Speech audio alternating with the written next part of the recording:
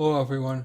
For this tutorial video, I like to talk about simple parallel circuits that involve an AC signal, a resistor, and an inductor.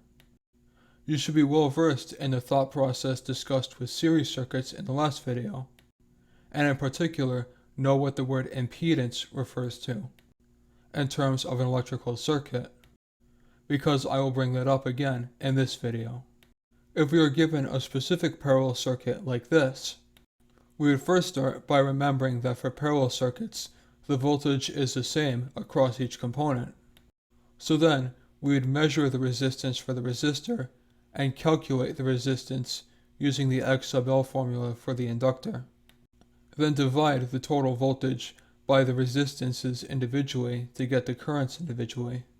And finally, for the total resistance, we would still use the parallel circuit rule even if we have more components than just resistors, which to recap was 1 over R total equals 1 over R1 plus 1 over R2, etc., which is still valid if one of the resistances is a reactance instead.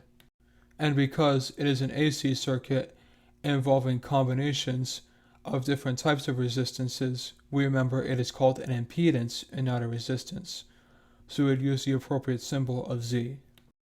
Now that I have explained how simple parallel circuits work for AC inductors and resistors, I can transition away from simple inductor circuits to simple capacitor circuits with AC, starting with an explanation of how circuits that have only a capacitor work, similar to the thought process I did for inductors just now.